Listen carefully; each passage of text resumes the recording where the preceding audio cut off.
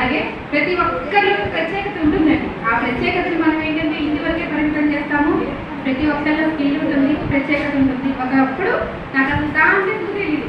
ఆ pad sanitary napkin అంటారని ఒక విషయం కూడా నాకు తెలియదు. నేను ఈ ఫీల్డ్లోకి వచ్చినప్పుడు నాకు జస్ట్ ఆలోచన వచ్చింది.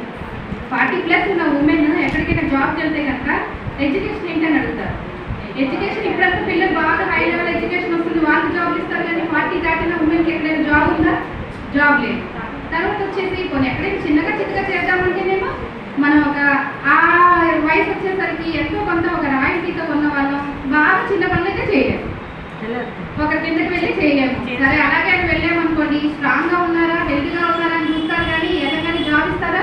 జాబ్ ఇవ్వరు. మరి 40+ ఉమెన్ ఎలా చేసుకొని ఆ టైంలో ఎలా బతుకుతుంది ఏంటి అని నాకు ఒక ఆలోచన వచ్చిందండి. నేను వీడియో ప్రాజెక్ట్ చేస్తాను, వితంతువులకు ఉపాధి ఇవ్వాలి అనే ఒక కాన్సెప్ట్ అనమాట నాది. ఆ వితంతువులకు ఉపాధి ఇవ్వాలని చెప్పి ఎవరైనా సరే ఏమైనా పని చెయ్యాలి అంటే కనుక అమ్మో చెయ్యాలా, వెళ్ళాలా, ఈ టైమింగ్గా జాబ్ చేయాలా, సాయంత్రం నడునొప్పి వచ్చింది, కాళ్ళు నొప్పులు వచ్చినాయి, అసలు ఆ థింక్ అన్నది ఉమెన్లో ఉండకూడదు.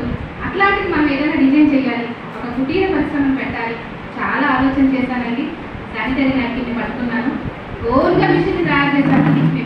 మిషన్ కూడా అంటే ఒక గేమ్ ఆడుతున్నట్టు ఉంటుంది. మీరు ఎవరైనా సరే ప్రాజెక్ట్ చూడాలని మీకు విజిట్ చేయాలని అనిపిస్తే కనుక అందరూ రావచ్చు, చూడవచ్చు.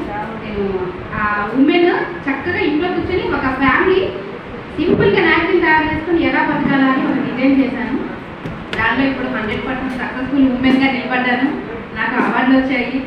ఆన్లైన్లో యూట్యూబ్లో అక్కడ ఫేమస్గా ఉంటాను. నేను చెప్పేది ఏంటంటే ప్రతి ఒక్కరికి కూడా మంచి టాలెంట్ ఉంటుందండి. ఆ టాలెంట్ని ఎవరు కూడా పైకి తీసుకురావట్లేదు. కృషి చెయ్యాలి. మనం మన స్పెషల్, మన దానిలో ఉన్న స్పెషల్.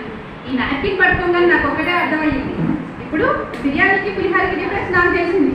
అందరూ ఏం చేస్తున్నారు, పులిహారకి బిర్యానీకి డిఫరెన్స్ తెలిసినా సరే పైన మాట్లాడుకోవట్లేదు, దొరికింది అడ్జస్ట్ అయిపోతున్నారు. అందుకని నేనైతే కాంప్రమైజ్ ఎక్కడ అవ్వను, ఎవరిని అవ్వండి అని కూడా చెప్పను. మనం ఏదైనా సరే ఒక ఆలోచనని గట్టిగా పట్టుకొని దానికి రూపాన్ని ఇస్తే కనుక ప్రతి ఒక్కరు సక్సెస్ఫుల్ ఉమెనే అందరూ కూడా. కాకపోతే ముందుకు రారు, బడ్జెట్ కావాలనో లేకపోతే హెల్ప్ లేదనో సపోర్ట్ చేయట్లేదనో ఇంట్లో, ఇవన్నీ ఆటంకాలు అనమాట. ఈ ఆటంకాలన్నీ అధిగమించి ఇందాక ఒక ఫ్లేవర్స్ చెప్పాను కదండి, సువాసన తన స్పెషల్ అన్నట్టుగా ప్రతి ఒక్కరిలో స్పెషల్ ఉంటుంది. ఈ స్పెషల్ మనలో ఉన్న మన స్పెషల్ని గమనిద్దాము. ఊరికే టీవీని చూస్తూ పక్కన వాళ్ళతో మాట్లాడుతూ టైం వేస్ట్ చేయకుండా మన ఆలోచన కనీసం ఒకరికి సంతోషాన్ని పంచాలి, ఒకరికి ఒక పూట భోజనమైనా పెట్టాలి అన్న ఒక కాన్సెప్ట్ తోటి మనం ముందుకు నడుద్దాం. అందరికీ హ్యాపీ ఉమెన్స్ డే అండి. థ్యాంక్ యూ అండి.